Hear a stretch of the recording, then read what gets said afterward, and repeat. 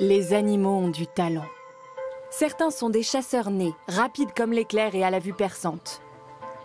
D'autres parcourent les océans du globe grâce à leur sens de l'orientation sans faille. Intellectuellement, en revanche, c'est une autre histoire. Écrire des poèmes, tenir un journal intime ou résoudre des équations. En la matière, l'être humain est bien plus doué. Est-ce à dire qu'il manque aux animaux ce qui fait de nous des humains? La conscience? Mais si c'est le cas, comment expliquer que cet écureuil sache berner ses congénères afin de protéger ses réserves de nourriture? Que ce poisson globe mâle dessine une rosace dans le sable dans le but de séduire la jante féminine? Ou encore que cette mouche décide soudain de voler vers la droite? Das Gehirn der Fliege unterscheidet ganz dramatisch zwischen etwas, was ich selbst bin, und etwas, was nicht ich selbst ist. There are so many things that we don't know. So even though we know more and more about the neurobiology of consciousness, there are a lot of things that we don't know about animals. Alors, les animaux ont-ils conscience d'eux-mêmes?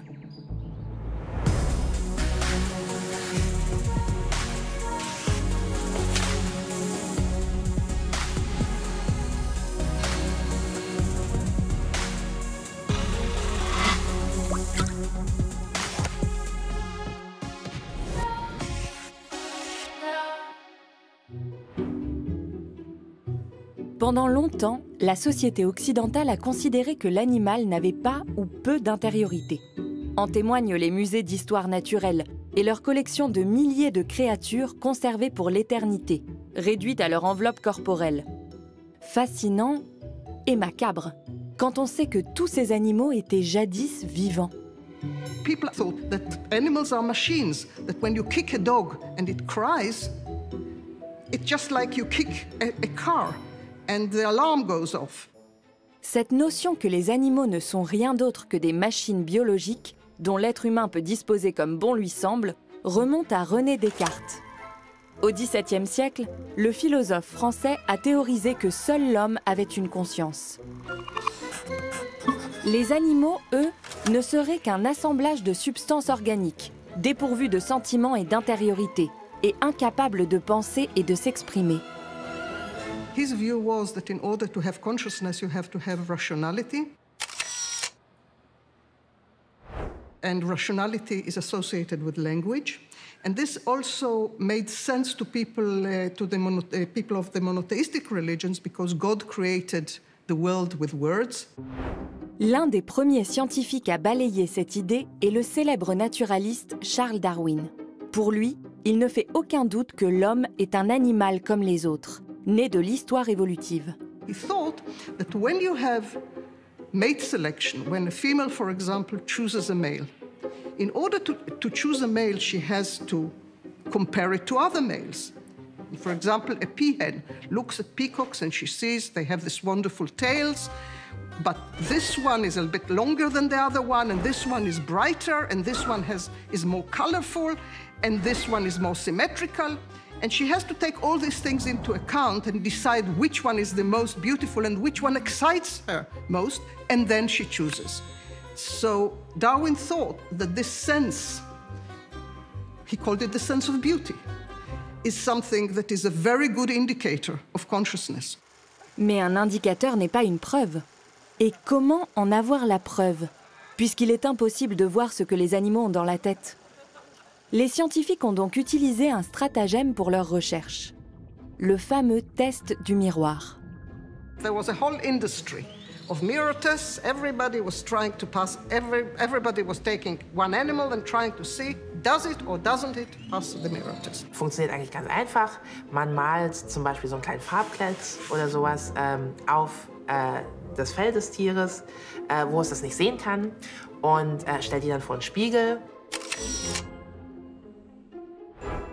Die Idee ist, dass Tiere, die wissen, das bin ich im Spiegel, werden dann gucken, was dieser Farbklecks da macht.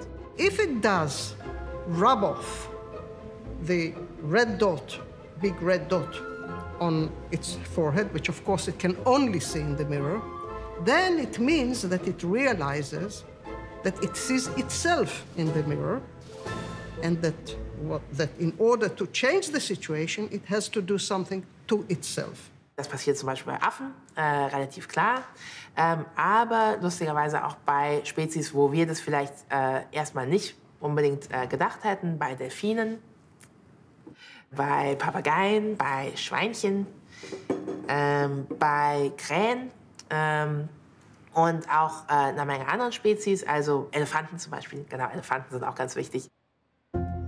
Le chimpanzé, le cochon, l'éléphant et d'autres se reconnaissent dans le miroir. Est-ce la preuve que seules ces espèces ont une conscience de soi et que toutes les autres n'en ont pas? When an animal doesn't pass the mirror test, this doesn't mean that it doesn't have a high level of self-consciousness. That just means that this kind of test is not relevant for it, or the visual cues are not relevant for it. Das heißt, der Spiegeltest ist was, was viele Tierarten nicht bestehen werden, nicht weil sie kein Ich-Bewusstsein haben, sondern weil sie einfach anders die Umwelt wahrnehmen. Le test du miroir est un mauvais indicateur pour les animaux qui s'en réfèrent peu à leur vue et se servent davantage de leurs autres sens. Après tout, un animal peut aussi avoir conscience de lui-même à travers son ouïe ou son odorat. Néanmoins, le test montre qu'il y aurait une étroite corrélation entre perception sensorielle et conscience de soi. Celle-ci doit émerger lors du traitement des stimuli sensoriels. Mais quand et comment ? Toutes les créatures qui utilisent leur sens pour percevoir le monde ont-elles une conscience ? Ou faut-il un petit truc en plus, une façon particulière qu'a un être vivant d'analyser ses propres perceptions?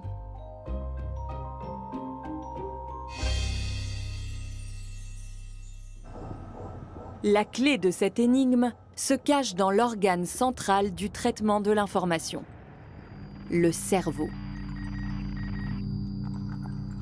Le problème, c'est que dans le règne animal, il existe une multitude de cerveaux différents.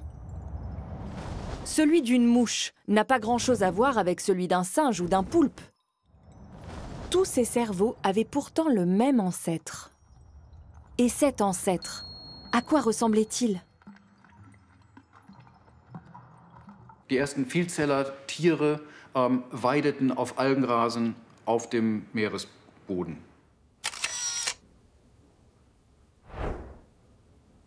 Wenn die sich bewegen wollten, mussten die ihre Bewegungen koordinieren.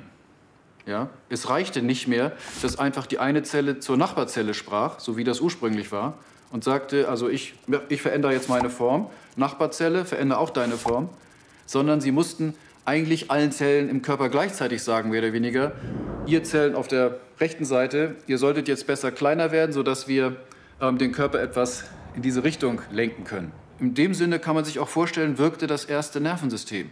Das ist zumindest eine unserer Lieblingsideen, dass es innerhalb dieser Tiere, die anfingen, sich zu bewegen, anfingen, ihren ganzen Körper zu bewegen, eine Möglichkeit entstand, das auch mit einem Nervenimpuls zu tun.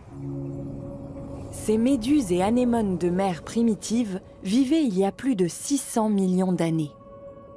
Mais leur système nerveux était encore loin d'être performant. Il leur manquait un organe, le cerveau, pour centraliser les informations venues des différentes zones du corps et initier une réaction. Cet organe est apparu un peu plus tard, il y a 500 millions d'années, au cours du Cambrien. During a very relatively short time, almost all the animal phyla, all the types of animals that we know in the world appeared.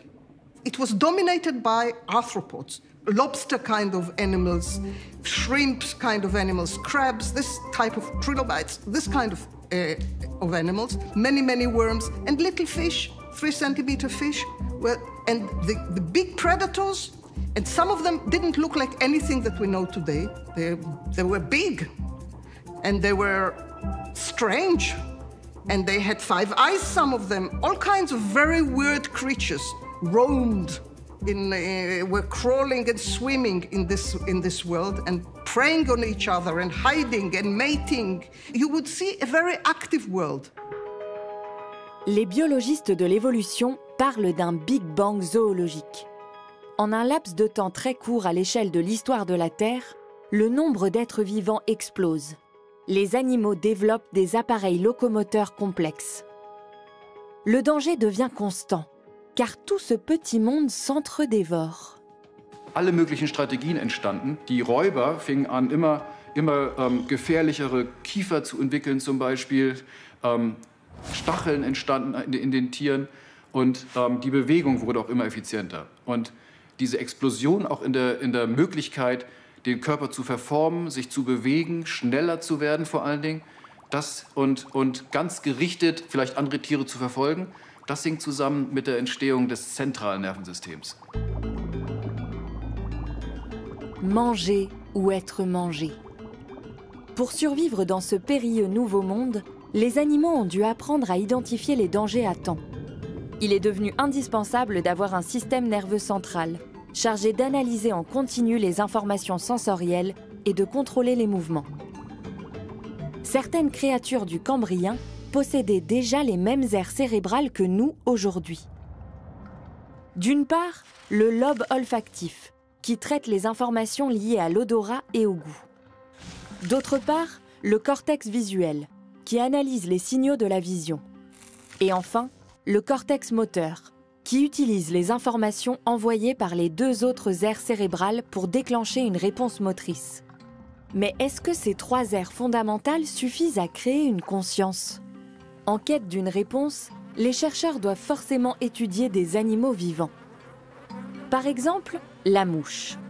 Elle possède un système visuel, olfactif et gustatif, et elle se déplace avec agilité. Une expérience compliquée doit déterminer si elle possède aussi une conscience. Die Fliege hat ja einen Haken auf den Buckel geklebt und mit diesem Haken wird sie in eine Klammer eingespannt und die Klammer kommt dann in einen Sensor. Der Sensor sitzt da oben drauf dann sozusagen und das Tier und misst, ob das Tier versucht, nach links oder nach rechts zu fliegen. Und dieser Sensor, der hier so links und rechts misst, dieser Sensor ist über einen Computer mit einem Laser verbunden. Und der Laser geht dann eben an und ist genau auf die Fliege fokussiert.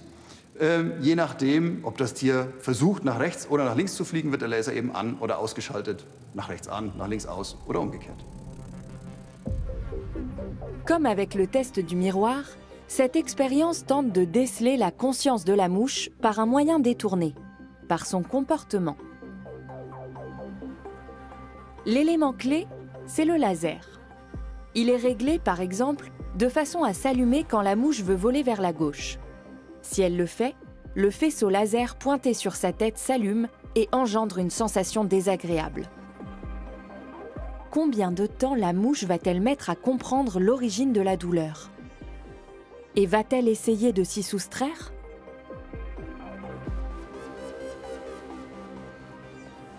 Die allermeisten Fliegen finden das innerhalb von ein paar Sekunden raus. Okay, ich muss nach rechts drehen. Das haben die sehr, sehr schnell rausgefunden. Manche Tiere brauchen 30 Sekunden, andere machen es schon nach 5, 6. Ja, jede Fliege ist ein bisschen anders.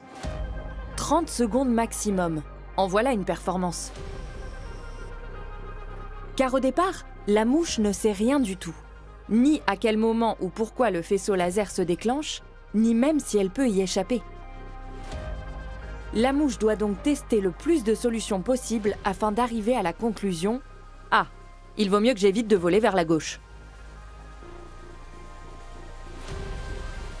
Dass die Tiere das lernen können, ohne Hilfe von außen sozusagen, ohne sensorische Hilfe, bedeutet ja, dass sie sozusagen, sie brauchen ein inneres Verständnis davon, wobei Verständnis vermutlich das falsche Wort ist, ja, aber um einen menschlichen Begriff zu verwenden, sie brauchen ein inneres Modell. Modell wird heutzutage sehr gerne dafür verwendet. Sie brauchen ein inneres Modell darüber, wer sie sind und was sie sind, um das zu korrelieren mit dem, was von außen kommt. Même une petite mouche est donc en mesure de faire la différence entre elle-même et le milieu extérieur. Elle peut déterminer par essais successifs si un événement est causé ou non par ses propres actes. Savoir que je peux influencer un élément externe par mon action personnelle. Ça ressemble fort à une conscience, non? Peut-on en déduire que même les insectes ont conscience du monde qui les entoure et de leur propre existence? Eva Jablonka a élaboré un ensemble de 5 critères qui permettraient d'indiquer fortement qu'un organisme possède une conscience. Let's say that we come to a new planet and see to our amazement and happiness that in this planet there are living creatures. And they behave in all kinds of interesting ways. And we want to know whether these creatures are conscious. The first criterion is the ability to perceive things, objects, events, both as wholes, but wholes that have parts that can be discriminated and organized in different ways, so the being can compare different instances of this whole. Un exemple s'impose. Ce poisson globe mâle aménage un nid en forme de rosace pour attirer une femelle. Celle-ci doit percevoir l'œuvre dans son ensemble, mais aussi en détailler et en apprécier les différents aspects, afin de pouvoir décider « ce nid est particulièrement beau, je vais choisir le mâle qui l'a fait ». The second criterion is that the animal shows something like voluntary behavior. It can control its actions and it shows goal-directed behaviors. Ce critère est plus simple à comprendre. Les pieuvres peuvent notamment ouvrir des systèmes de fermeture compliqués. Les corbeaux utilisent des outils. Deux exemples parmi d'autres, innombrables, où les animaux agissent dans un but précis. The animal can be said to have representation of things. It has like maps of the environment. It can map the environment. It can perceive and react to events. Les abeilles peuvent mémoriser les formes et les couleurs. Elles utilisent des cartes mentales très détaillées de leur milieu. Même chose pour les geais, capables de se souvenir de leur cachette de nourriture, même des mois plus tard. The fourth criterion is a very flexible value system. So the animal can realize that something that was good in environment 1 is bad in environment 2, or in environment 3 it is indifferent, and things can change according to context. L'exemple type pour cette capacité de jugement flexible, c'est l'écureuil. Il passe la belle saison à faire des réserves de nourriture pour l'hiver. Mais s'il se sait observé par un congénère, il va seulement faire semblant de cacher ses provisions dans le trou d'un arbre. Dès qu'il ne se sentira plus espionné, il va déplacer son garde-manger à un autre endroit. En clair, l'écureuil sait s'adapter avec flexibilité à différentes situations. The last criterion is that the animal has some kind of sense of self. It can distinguish between its own body and the world. Une caractéristique dont on a déjà parlé avec la mouche. Elle a montré qu'elle faisait cette différence, donc qu'elle possédait, à minima, une forme rudimentaire de conscience de soi. Wie ähnlich das Selbst der Fliegen zu unserem Selbst ist schwer zu sagen. Was wir aber sehen können, ist, dass die Mechanismen, die zu dieser Etablierung des Fliegenselbst führen, ganz ähnlich zu sein scheinen, wie die Mechanismen, wie die bei uns auch ablaufen. Pour les autres critères, toutefois, la mouche ne s'en tire pas si bien. Elle ne présente que l'une des 5 composantes de la conscience, telle que formulée par Eva Jablonka. On ne peut donc pas considérer qu'elle possède une conscience de soi développée. Une précision nécessaire. On ne sait même pas si les 5 critères suffisent. Comme souvent, différentes approches et théories s'affrontent, car on en sait encore trop peu sur de nombreux êtres vivants. Autre difficulté, pour chaque critère, il peut y avoir différents niveaux. La souris ou le gnou ont probablement une conscience élémentaire d'eux-mêmes. Mais ont-ils aussi un sens de leur individualité? Une notion de leur mortalité? Wir machen ja Experimente in Affen und Mäusen und wir versuchen, die Experimente ganz ähnlich zu halten und auch so natürlich wie möglich. What we are looking at is cognitive processes, and you can think of this as like real thinking process, like memory, attention, all these sorts of things. We don't study this in an isolated way, like many labs do, or only memory. We rather want to see how they sort of interact and overlap, and especially in real life. La conscience d'un singe est-elle plus développée que celle d'une souris? Et dans quel domaine? C'est l'objet des recherches de Marike Schulvink et Martha Havenit. Pour le savoir, les deux neurobiologistes mènent des expériences quasi identiques sur les deux espèces. Les souris ont conscience d'elles-mêmes, la question ne se pose pas. Mais dans quelle mesure? Die Mäuse stehen auf so einer kleinen Balltretmühle und laufen und haben eine ganz große Leinwand um sich rum, die so eine Wiesen- und Waldlandschaft ihnen zeigt. Was wir sehen, ist, dass die Mäuse zum Beispiel das sofort verstehen. Also zum Beispiel sofort, wenn sie ein Objekt sehen, das sie interessant finden, dahin laufen auf der Tretmühle oder sich umdrehen, wenn sie was verpasst haben und so. Das heißt, für die ist es sofort eine natürliche Umgebung. The monkey sits in the center and runs through this environment with the use of a trackball. So he is running with both his hands through this virtual reality world. And then, of course, we need to give him something to do. He can look at rocks, at nuts, at flowers, and then he has to pick some. And then he gets reward for that. Un jeu vidéo pour animaux. Pour chaque objet collecté, à condition qu'il s'agisse de la bonne catégorie, l'animal reçoit une récompense, du sirop sucré. Mais au bout d'un moment, les deux scientifiques changent les règles du jeu. Soudain, ce sont d'autres éléments qui sont récompensés. Comment les animaux vont-ils réagir à ce changement? Vont-ils le remarquer? Modifier leur stratégie?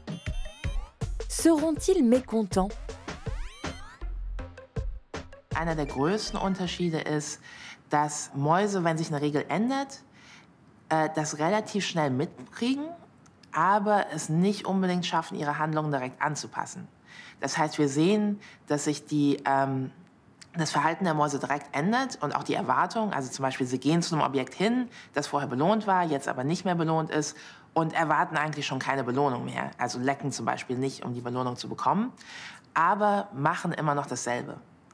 Das heißt, diese Einsichten in zum Beispiel, wie die Umwelt sich verhält, lassen sich, glaube ich, für Mäuse schwerer umsetzen als für Affen. Le singe adopte assez rapidement une nouvelle stratégie. La souris, même consciente du changement de règles, a du mal à adapter son comportement. C'est un signe que sa capacité de jugement est moins affûtée, donc sa conscience moins développée. Les deux neurobiologistes veulent maintenant savoir en quoi les cerveaux des deux espèces diffèrent afin de mieux comprendre quelle base physiologique permet quel niveau de conscience. Elles espèrent réussir à montrer comment la vie intérieure et la conscience émergent puis se construisent dans le cerveau. Car cet étrange phénomène est encore l'un des grands mystères de la nature. I once saw a super nice video of a monkey. I think it was a real monkey, not an ape, and a small child, like 2-year-old or so. And it was about fairness. So the child gets handed some cucumber or so, and then there's an older child coming, and that child gets handed sweets. And then this small child was perfectly fine eating the cucumber before, but then when she saw that the older sister got sweets, then of course he started to complain. And then the same thing was shown in the monkeys, like where a monkey is perfectly fine eating cucumber and then sees another monkey being handed grapes and starts to complain in exactly the same way. And it was so funny to see this same reaction of fairness in humans and in monkeys. La preuve que le sentiment d'injustice n'est pas si différent entre l'enfant et le singe. Mais plus on vieillit, plus l'écart se creuse entre nos deux espèces. Pourquoi? In meiner persönlichen Meinung, die absolut unbewiesen ist, würde ich sagen, dass Der größte Unterschied einfach ist, dass bei uns Menschen der innere Dialog wahrscheinlich noch ein bisschen weiter ausgearbeitet ist. Das heißt, wir haben, glaube ich, diese relativ ständigen inneren Dialoge von, oh, ich fühle mich gerade so, aber eigentlich denke ich darüber so und das finde ich jetzt so, damit gehe ich jetzt in gewisser Weise um. Das heißt, wir haben so verschiedene Stimmen in uns, die sich sozusagen gegenseitig kommentieren und das ist auch, glaube ich, relativ ständig der Fall. Ich würde denken, dass das bei Tieren weniger so ist. Und ich glaube, dieser soziale Aspekt des Geschichtenerzählens, also sich gegenseitig Geschichten erzählen, aber auch sich selbst Geschichten über sich erzählen, ist schon deutlich menschlich. La recherche sur la conscience animale n'en est qu'à ses débuts. Pour savoir quels êtres vivants présentent l'ensemble des 5 critères constitutifs de la conscience, il nous faut comprendre plus en détail le comportement animal et le fonctionnement du cerveau.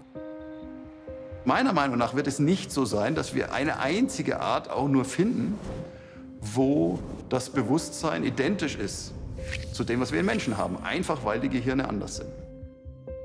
C'est déjà une certitude. La conscience humaine n'est qu'une variante parmi d'autres. Ces 5 composantes se retrouvent de façon plus ou moins marquée chez de nombreux animaux. Même des créatures plutôt basiques, comme la mouche, présentent au moins un critère. Tout cela réfute la théorie cartésienne selon laquelle la conscience n'existe que par le langage. La conscience de soi est une caractéristique progressive. Elle a émergé il y a déjà des centaines de millions d'années, lorsque les animaux ont commencé à avoir une perception sensorielle de leur environnement. Was natürlich daraus auch folgt, ist, dass man andere Tierarten, andere Lebewesen generell mit mehr Respekt behandelt.